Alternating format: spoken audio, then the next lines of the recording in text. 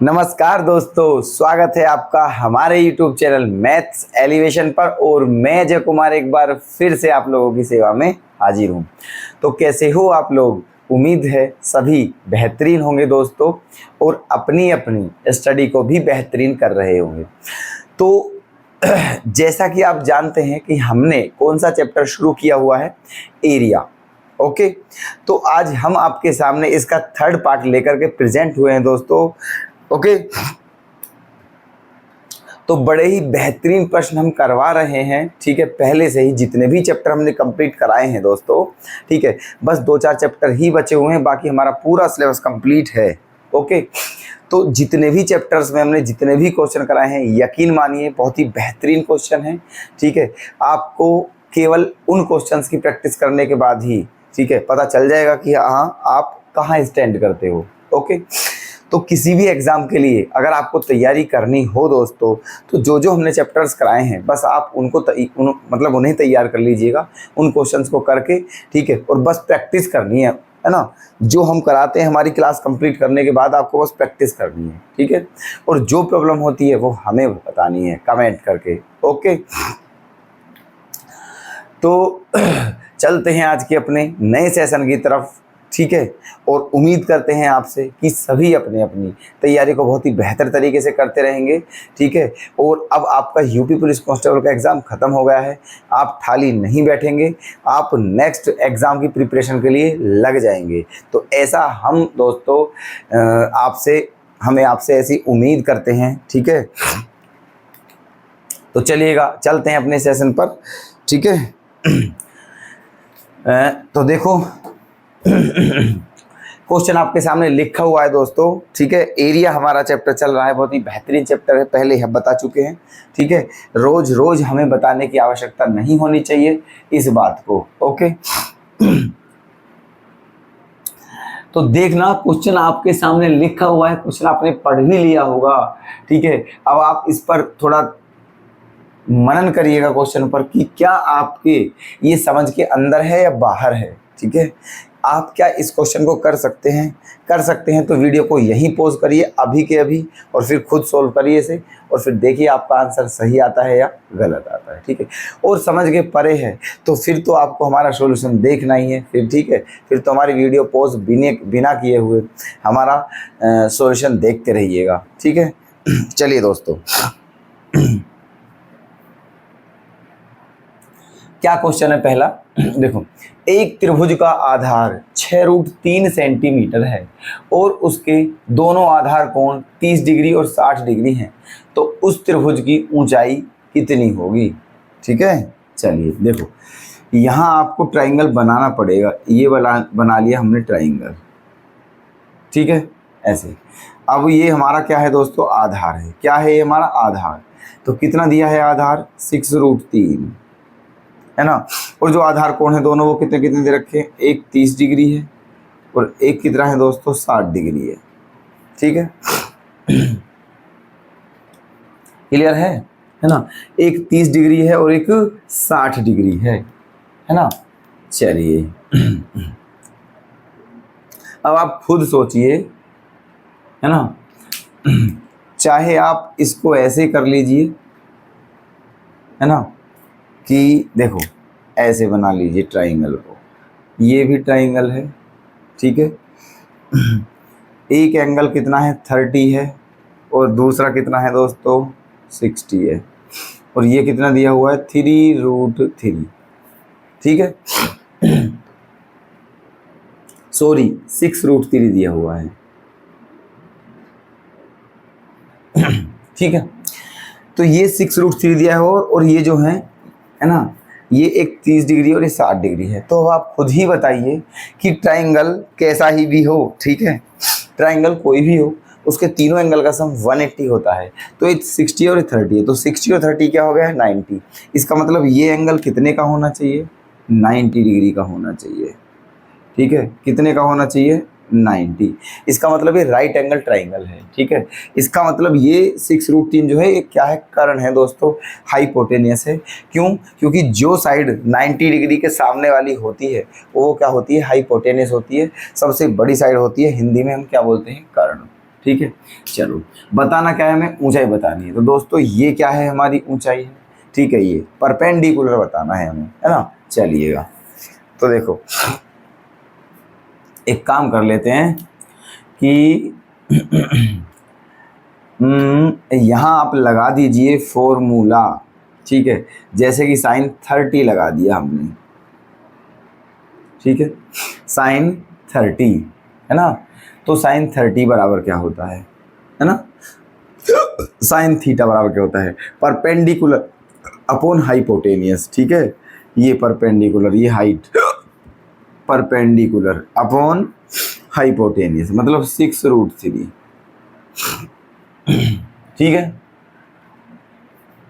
Sign 30 की value क्या होती है, 1/2 इक्वल्स टू h/6√3, ठीक है।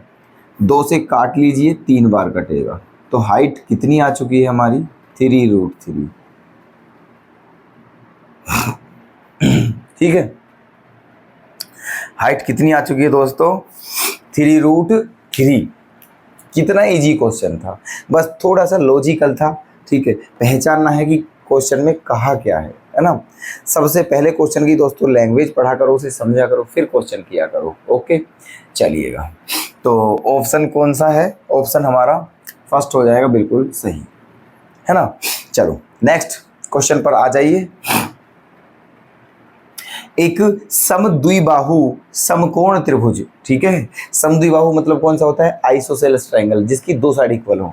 और समकोण त्रिभुज कौन सा होता है, राइट ट्रायंगल, है ना, जिसका एक एंगल 90 का हो। तो एक ऐसा ट्रायंगल है जो आइसोसेलेस भी है और राइट ट्रायंगल भी है ना। चलिए, तो उसका परिमाप कितना दिया हुआ है, 2p, है ना। तो देखो अब एक काम करते हैं, यहाँ आ जाइए, थोड़ा सा स्पेस हम यहाँ लेते हैं इस क्वेश्चन का, है ना, यहाँ पर आ जाइए, ओके। क्या, एक राइट ट्रायंगल बनाइए और एक आइसोसेलेस ट्रायंगल बनाइए, ये बना दिया, ओके ना, ऐसे। तो ये जो है, ये यहाँ 90 डिग्री का एंगल है, ये जो है राइट ट्रायंगल भी है और आइसोसेलेस भी है, मान लिया ये दोनों साइड क्या है, इक्वल, है ना।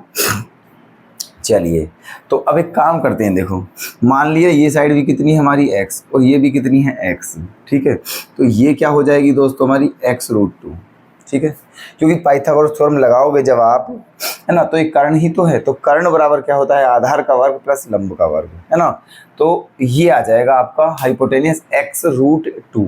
अब दिया हुआ क्या है क्वेश्चन में कि जो ट्राइंगल है इसका जो परिमाप है, परिमाप बोले तो पैरामीटर, वो कितना दिया हुआ है, 2p, है ना। परिमाप बताना क्या है, क्षेत्रफल। तो देखो इसका परिमाप क्या हो जाएगा, तीनों साइडों को प्लस कर दीजिए, x और x 2x और 2x प्लस ये, इसका जो परिमाप हो जाएगा वो हो जाएगा 2x प्लस x√2,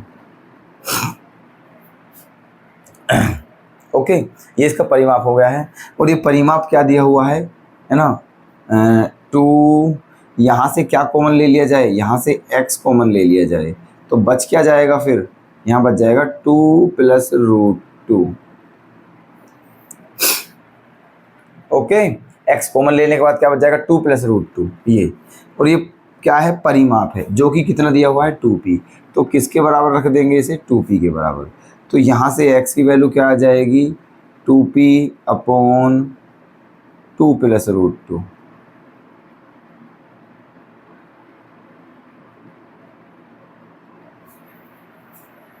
इसकी साइड क्या आ चुकी है, 2p/2 प्लस √2, किसकी, ये जो ट्राइंगल दिया था, है ना, इसकी ये एक साइड आ चुकी है 2p/2 प्लस √2। बताना क्या है, इसका एरिया बताना है।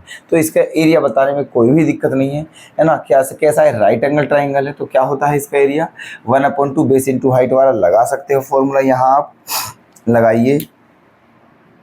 इसका एरिया क्या हो जाएगा, 1/2 बेस इंटू हाइट, बेस भी x है और हाइट भी x है, दोनों x है, तो इसका मतलब क्या हो जाएगा, x²,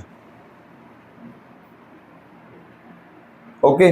तो 1/2 x² इसका एरिया हो गया है। तो 1/2 x² की वैल्यू क्या है, ये यहाँ ये x की वैल्यू, इसका स्क्वायर कर दीजिए, तो 2 का स्क्वायर 4p² हो गया है अपॉन 2 + √2 का स्क्वायर। ठीक है, 2 से कितनी बार कट गया? 2 बार। तो क्या आ गया है? 2p² अपॉन 2 + √2 का स्क्वायर। ठीक है, ये आ गया है। एरिया बताना है हमें, है ना। अब दिक्कत कहाँ है दोस्तों कि क्या ये जो ऑप्शन हमारा, ये जो आंसर आया है, क्या ये किसी ऑप्शन को मैच करता है? बिल्कुल नहीं मैच कर रहा है। ठीक है, इसका मतलब ये हमें और भी सोल्व करना है। आगे करिएगा इन्हें, आगे सोल्व। तो आगे सोल्व कैसे करेंगे? a बराबर 2p² अपॉन में इसे a + b के होल स्क्वायर से खोलिए तो a² का मतलब 2 प्लस b² नहीं, a² 2 है ना, तो 2 का स्क्वायर 4 हो गया, प्लस b² √2 का स्क्वायर 2 प्लस 2ab तो 4√2। यहाँ क्या है? 2p²। 4 और 2 6 प्लस 4√2। ओके ना। आगे चलिए, 2p² अपॉन क्या कॉमन ले लें? 2। क्या बचेगा? 3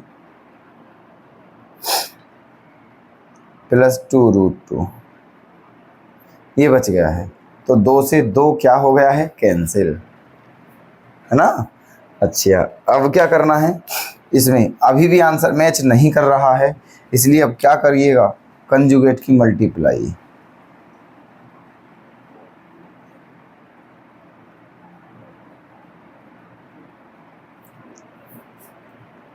है ना, कंजुगेट की क्या कर दी? मल्टीप्लाई। तो बस यही हमारा आंसर आ जाएगा। करिएगा, क्या आएगा मल्टीप्लाई कर कर? 3 - 2√2 इंटू p²। 3 - 2√2 into p²। और बटे में जो है ये, जब इन दोनों की आप मल्टीप्लाई करोगे तो फॉर्मूला बन रहा है यहाँ a + b into a - b का। और a + b into a - b का फॉर्मूला जो होता है वो होता है a² - b², है ना। तो इसलिए यहाँ a² करोगे जब आप तो 9 आएगा, और b² करोगे तो -8 आएगा। तो 9 में से 8 जाके 1 बचेगा, इसलिए नीचे लिखने का कोई फ़ायदा नहीं है। यही हमारा फाइनल क्या हो जाएगा? आंसर। अब मैच करिए कौन सा ऑप्शन सही है। डी ऑप्शन मैच कर रहा है।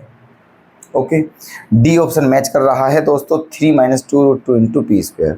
तो इसीलिए डी आंसर ही क्या हो जाएगा हमारा? करेक्ट। क्लियर है? दोनों क्वेश्चन समझ में आ चुके हैं ना, है ना। देखना, अच्छा क्वेश्चन है, टेक्निकल है, ये भी ठीक सा थोड़ा सा, है ना। इजी है वैसे, लेकिन टेक्निकल है, मतलब इंपॉर्टेंट है क्वेश्चन। ध्यान रखना, इस टाइप के क्वेश्चन इंपॉर्टेंट होते हैं। ठीक है, नेक्स्ट क्वेश्चन पर आइए। चलो, एक त्रिभुज की भुजाएं 1:4, 1:6 और 1:8 के अनुपात में है, तो उसका परिमाप 91 है। तो बताना क्या है? त्रिभुज की सबसे बड़ी भुजा और सबसे छोटी भुजा के बीच का अंतर बताना है ना। चलिए, ये जो रेशो दिया है ना, 1/4, 1/6, 1/8, इनको शुद्ध रूप में लिखना है ना। मतलब ये अभी फ्रैक्शन की फॉर्म में है इन्हें, ठीक है, फ्रैक्शन फॉर्म में नहीं लिखना है, इंटीजर फॉर्म में लिख दीजिए, है ना। तो क्या आ जाएगा एलसीएम? 8, 6, 4 का एलसीएम क्या आ जाएगा? 24, है ना। इन तीनों का एलसीएम क्या आ जाएगा? 24। 4 से कितनी बार कटेगा? 6 बार, है ना। 6 से कितनी बार कटेगा? 4 बार। और 8 से कितनी बार कटेगा? 3 बार। इसका मतलब त्रिभुज की भुजा ये है। ठीक है, त्रिभुज की भुजा ये है दोस्तों, 6, 4, 3 के अनुपात में। अब ये छोटी हो चुकी है भुजा। अब क्या कहा है कि इसका परिमाप 91 है। परिमाप क्या होता है? सभी साइडों का सम, है ना। सभी को जोड़ दीजिए। तो देखो, 6 और 4 10 और 3 13, तो तीनों साइडों को जोड़ने पर क्या आया? 13, जो कि किसके बराबर है? 91 के। 13 सत्ते 91, ठीक है, ये आ गया है ना। 13 सत्ते 91, मतलब 13 से कितनी बार गया है? 7 बार। इसका मतलब 1 किसके बराबर है, 7 के। हमें क्या बताना है, सबसे बड़ी भुजा और सबसे छोटी भुजा के बीच का अंतर, है ना। अब आप खुद ही बता दीजिए हमें, इन तीनों भुजा में सबसे बड़ी कौन सी है, 6, और सबसे छोटी कौन सी है, 3। इन दोनों का डिफरेंस कितना है, 3। तो 3 की वैल्यू बतानी है, 3 में कितने गुना कर दीजिए, 7 की। तो 3 सत्ते क्या हो जाएगा, 21। ठीक है, 3 सत्ते 21। बिल्कुल भी लेंथी क्वेश्चन नहीं है, एक लाइन का क्वेश्चन है। ठीक है, चलिए यहाँ पर आ जाइए। एक त्रिभुजाकार खेत की तीनों भुजाओं की लंबाई 15, 20 और 25 है, तो उसमें 5 रुपये प्रति वर्ग मीटर की दर से बीज बोने की लागत क्या होगी। अच्छा देखो, सुनना, दिया हुआ क्या है हमें कि एक त्रिभुजाकार खेत है जिसकी साइड क्या है, 15, 20 और 25, तीनों साइड अलग अलग हैं, है ना। चलिए, और उसमें क्या करना है, 5 रुपये प्रति वर्ग मीटर की दर से बीज बोने हैं, तो उनकी लागत क्या होगी। अब देखो, सबसे पहले ये देखिए दोस्तों, क्या ट्रिपलेट तो नहीं है कहीं, ये जरूर चेक कर लें जब ट्रायंगल की साइड दी हो, कहीं वो राइट एंगल ट्रायंगल की साइड तो नहीं है, ट्रिपलेट तो नहीं बनना है। ट्रिपलेट का मतलब है, जैसे 15 है तो 15 का स्क्वायर क्या होता है, 225, है ना। ये 20 है, 20 का स्क्वायर क्या होता है, 400, और 25 का स्क्वायर क्या होता है, 625, है ना। इस बात का मतलब ये है, इन तीनों साइड का स्क्वायर किया है हमने, तो इनमें से किन्हीं भी दो को जोड़ने पर तीसरी के बराबर आ जाए तो समझ लेना कि स्क्वायर का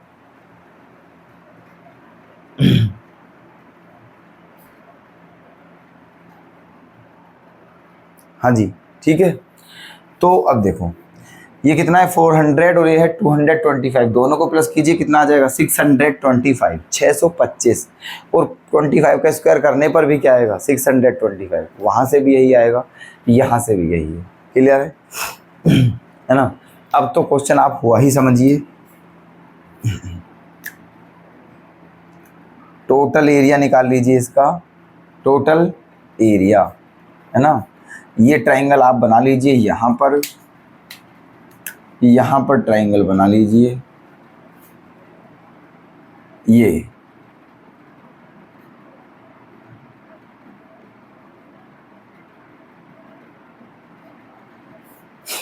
ठीक है। ये राइट एंगल ट्राइंगल है, क्योंकि राइट एंगल ट्राइंगल की ही साइड है, ट्रिपलेट बन रहा है। ठीक है, लिखिए, एक साइड कितनी दी थी, 15, एक कितनी दी थी, 20, और तीसरी कितनी थी, 25। ये बन गया है सिस्टम, है ना। बताना क्या है हमें कि 5 रुपये प्रति वर्ग मीटर की दर से बीज बोने हैं, उस खेत में बीज बोने हैं, तो कितनी लागत होगी ये बताना है हमें। ठीक है, और उसका सिस्टम क्या दिया हुआ है बीज बोने का, कि 1 वर्ग मीटर एरिया में बीज बोने के कितने रुपए हैं, 5 रुपये हैं, तो टोटल कितना खर्चा आएगा, है ना। चलिए, टोटल खर्चा,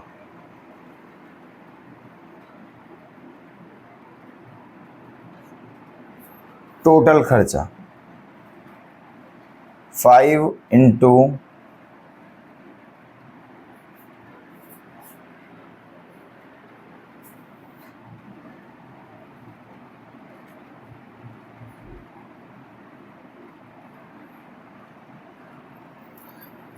तो टोटल खर्चा कितना आ गया है दोस्तों, है ना, 5 इंटू एरिया, 5 इंटू एरिया,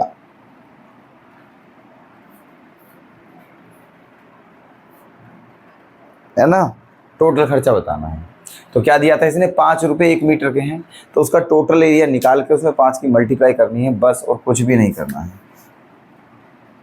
तो 5 इंटू इसका एरिया, एरिया क्या निकालते हैं, 1/2 बेस इंटू हाइट, है ना, क्योंकि सबसे बड़ी साइड कौन सी है दोस्तों, 25, तो ये तो होगी हाइपोटेनियस, और इन दोनों में से एक हाइट है और एक क्या है, बेस, और हम जो देखते हैं, ठीक है, हमारा ये क्या होता है, बेस, और ये क्या होता है, परपेंडिकुलर, और ये क्या होता है, हाइपोटेनियस, है ना, ऐसे। तो इसका एरिया कैसे निकालेंगे, इसका एरिया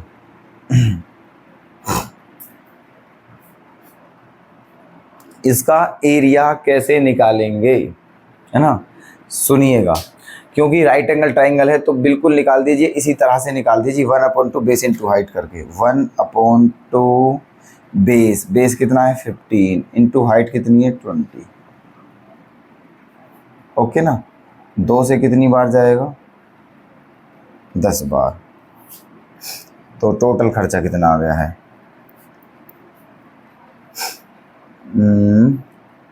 5 गुना 15 और गुना 10, 5 गुना 15 गुना 10, है ना। तो 15 पंजे क्या हो गया है 75, और 75 में जब 10 की मल्टीप्लाई करेंगे तो क्या आ जाएगा आंसर 750 रुपये।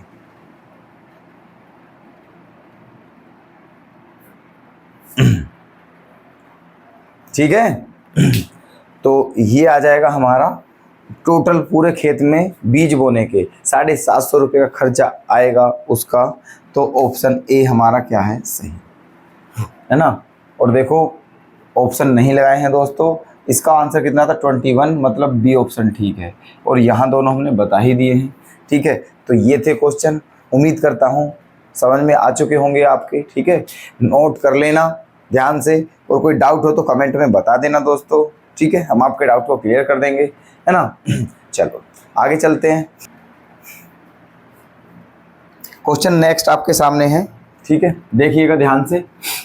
उस त्रिभुज का क्षेत्रफल कितना होगा जिसकी भुजाएं 9, 10 और 11 सेंटीमीटर हैं।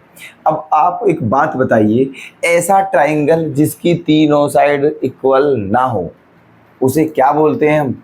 ठीक है, विषम बाहु त्रिभुज। ठीक है, क्या बोलते हैं विषम बाहु त्रिभुज, है ना। A triangle whose all sides are different is called scalene triangle. Okay, तो ऐसा त्रिभुज जिसकी तीनों भुजाएं अलग अलग हों उसे हम क्या बोलते हैं दोस्तों, विषम बाहु त्रिभुज बोलते हैं, है ना। और विषम बाहु त्रिभुज जो होता है स्क्लेन ट्राइंगल बोलते हैं इंग्लिश में। तो स्क्लेन ट्राइंगल का जो एरिया निकालते हैं उसके लिए हमने स्पेशल फॉर्मूला बताया था आपको। ठीक है, जिसे हीरोन्स फॉर्मूला भी बोलते हैं। क्या होता है वो, √S S minus A S minus B S minus C, where S is equals to semi parameter. Okay, जो क्या होता है a plus B plus C upon 2। ठीक है, जहाँ s क्या होता है हमारा सेमी पैरामीटर होता है, अर्ध परिमाप, तीनों भुजाओं के योगफल का आधा। मतलब जो तीनों साइड हैं ट्राइंगल की उन तीनों को प्लस करके अगर उनका हाफ कर दिया जाए तो वहाँ से हमें क्या मिल जाता है, सेमी पैरामीटर मिल जाता है, मतलब अर्ध परिमाप स्मॉल s। ठीक है, चलिएगा निकालिए। तो सबसे पहले यहाँ हमें, क्योंकि हीरोन्स फॉर्मूला लगाना है, पहले s ही निकाल लीजिए s। तो s क्या होगा 9 + 10 + 11 अपॉन 2। ठीक है, 11 9 20 और 10 30, 30 का हाफ क्या हो गया है 15, ये s आ गया है। ठीक है, अब लगा दीजिए फॉर्मूला, हीरोन्स फॉर्मूला √S, है ना। s माइनस ए, मतलब 15 में से 9 जाएगा तो 6 बचेगा, 15 में से 10 जाएगा तो 5 बचेगा, और 15 में से 11 जाएगा तो क्या बचेगा 4। ठीक है, चलिए अब क्या करना है, 15 के फैक्टर कर दीजिए, 3 5 जा 15, है ना। 6 के भी फैक्टर कर दीजिए, 6 के क्या 3 2 जा 6, 5 का कुछ नहीं करना है, और 4 के भी फैक्टर कर सकते हो आप। ओके, चलिए अब आप ये बात बहुत अच्छे से जानते होंगे अकॉर्डिंग टू मी कि अंडर रूट से वही संख्या बाहर आ सकती है जिसका पेयर बन रहा हो, है ना। तो देखिए 1 3 ये रहा, 1 3 ये रहा, 2, तो 3 का पेयर बनना है, इसका मतलब 1 3 अंडर रूट से बाहर आ जाएगा, है ना। 1 5 ये रहा और 1 5 ये रहा, तो 5 का भी पेयर है तो 1 5 भी बाहर आ जाएगा। ओके, और ये 1 2 ये रहा और 1 2 ये रहा, तो 2 का भी पेयर है, 1 2 भी बाहर आ जाएगा। तो बचा क्या फिर, सब कुछ बाहर आ गया, ये वाला 2 बचा है बस। ठीक है, ये वाला 2 बचा हुआ है अंडर रूट में, बाकी सब बाहर आ चुका है। 3 5 जा 15 और 15 2 जा, ठीक है 30, है ना।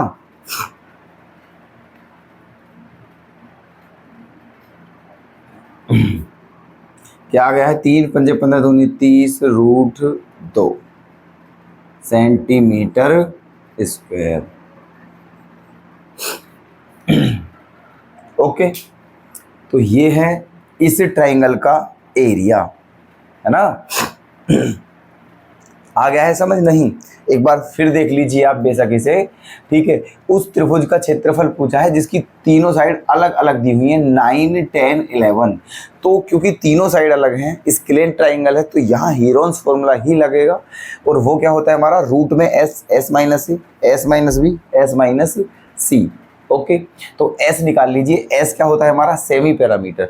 तीनों साइडों को प्लस करके हाफ कर दीजिए, 9 + 10 + 11/2, ठीक है। 11 और 9 20, 20 और 10 क्या होगा 30, 30 का हाफ क्या हो जाएगा 15। ओके, चलिए अब लगा दीजिए हीरोन्स फॉर्मूला। तो क्या होता है, रूट में एस, तो एस क्या है 15, एस माइनस ए, 15 में से 9 गया 6, एस माइनस बी, 15 में से 10 गया 5, एस माइनस सी, 15 में से 11 गया 4, ठीक है। उसके बाद क्या करना है हमें, 15 के फैक्टर कर दीजिए, 3 5 जा 15, 6 के फैक्टर कर दीजिए, 3 2 जा 6, 5 सेम लिखना है, और 4 के फैक्टर कर दीजिए, 2 2 जा 4, है ना। अब जिस जिस संख्या के पेयर बन रहे हैं उसे बाहर ले लीजिएगा, ठीक है। देखो, एक 3 हमारा ये रहा और एक 3 हमारा ये रहा, तो 2 बार 3 मतलब 3 का पेयर बनना है, तो एक 3 बाहर आ गया है, ठीक है। उसके बाद एक 5 हमारा ये रहा, एक 5 हमारा ये रहा, तो एक 5 भी बाहर आ गया है ना। उसके बाद एक 2 ये रहा और एक 2 ये रहा, तो 2 का भी क्या बनना है पेयर, तो एक 2 बाहर आ गया है। तो फिर बचा क्या अंडर रूट में दोस्तों, केवल और केवल क्या बचा है अंडर रूट में, 2 बचा है, तो अंडर रूट में लिख दिया 2, है ना। और फिर इनकी क्या कर दी मल्टीप्लाई, तो 3 पंजे 15 और 15 दूनी 30, 30 √2 सेंटीमीटर स्क्वायर, ठीक है। ये क्लियर, तो उम्मीद करता हूँ बिल्कुल क्लियर हो चुका होगा, है ना। चलिए नेक्स्ट क्वेश्चन पर चलते हैं।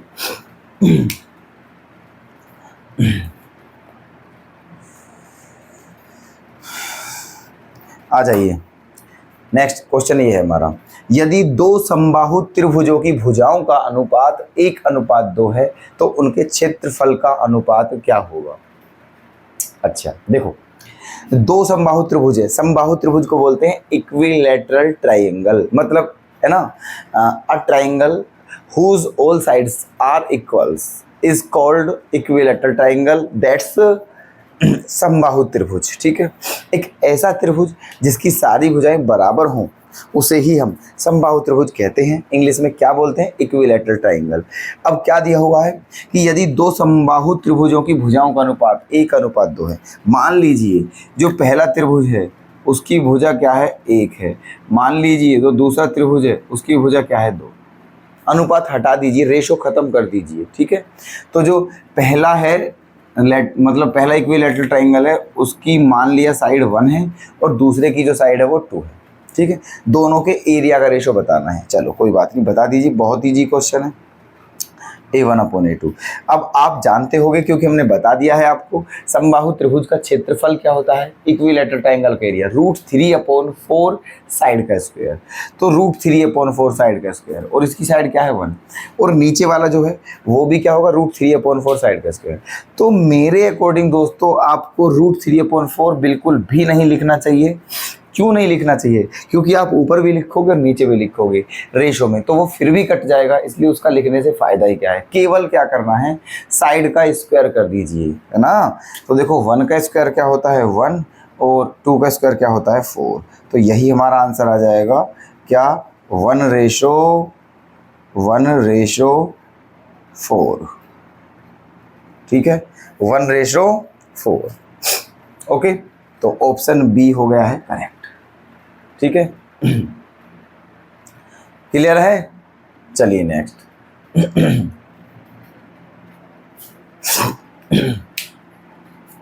एक समद्विबाहु त्रिभुज पर शीर्ष के आधार तक खींचा गया लंबा 8 सेंटीमीटर है एवं उसका परिमाप 64 सेंटीमीटर है, तो उस त्रिभुज का क्षेत्रफल कितने सेंटीमीटर स्क्वायर होगा, है ना।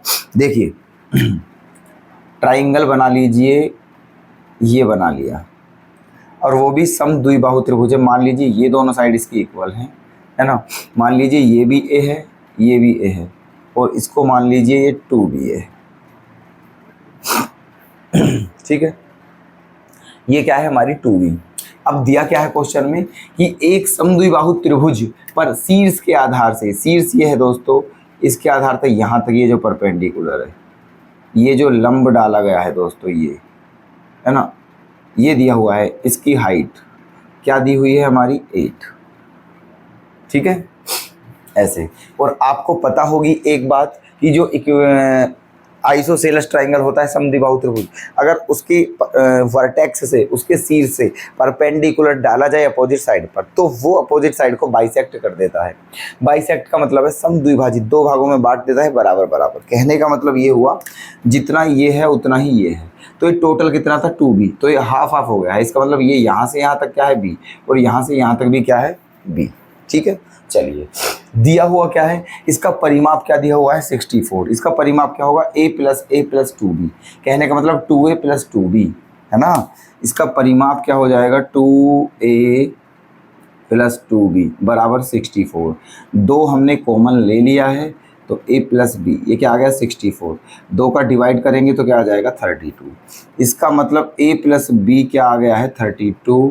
इसको इक्वेशन फर्स्ट मान लीजिए। ठीक है, सेकंड बात, अब एक काम कर लीजिए, इस ट्राइंगल को ले लीजिए, ये वाला जो ट्राइंगल है, क्योंकि राइट एंगल ट्राइंगल है, यहाँ कितने डिग्री का एंगल होता है 90 डिग्री का। ठीक है, राइट एंगल ट्राइंगल है, ये हाइपोटेनियस है, ये बेस है और ये परपेंडिकुलर है ना। तो लगा दीजिए यहाँ पर पाइथागोरस थ्योरम इसमें, है ना। तो हाइपोटेनियस क्या है a, तो a का स्क्वायर बराबर क्या होगा b का स्क्वायर और प्लस 8 का स्क्वायर 64। ये b स्क्वायर इधर आके क्या हो जाएगा माइनस का, बराबर में क्या बचा 64।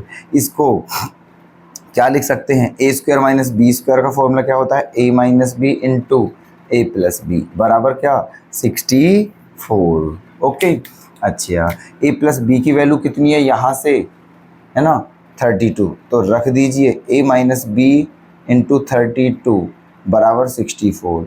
32 2 जा 64, तो a माइनस बी की वैल्यू क्या आ चुकी है 2।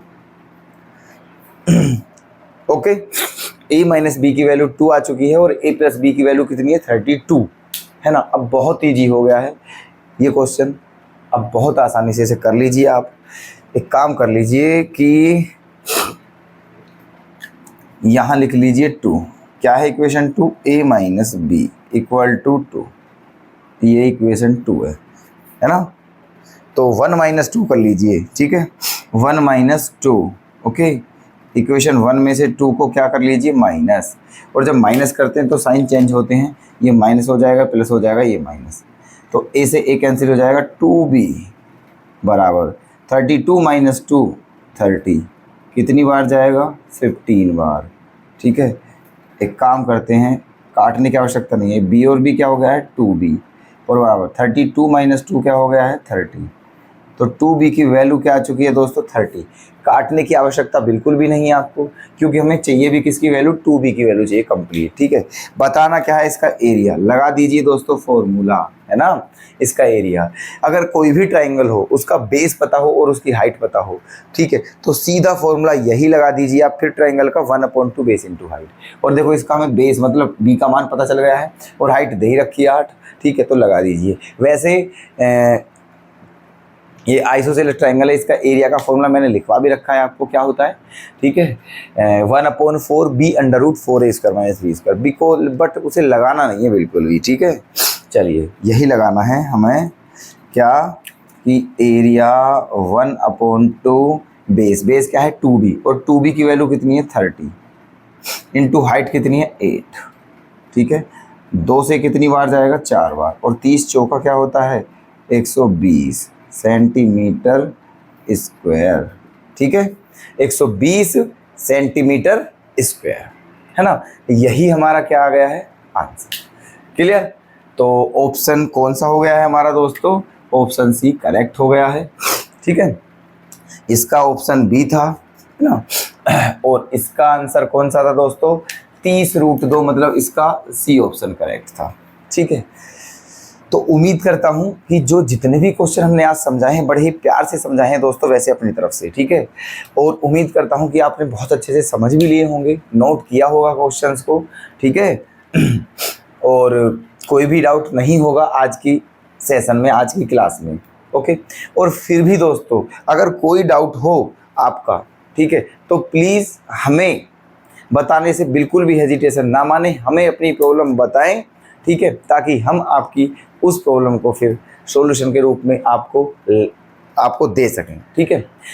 तो दोस्तों आज की अपनी इस क्लास को बस यहीं विराम देना चाहेंगे, ठीक है, वीडियो लेंथी ना हो जाए इस बात का ध्यान रखते हुए, ठीक है।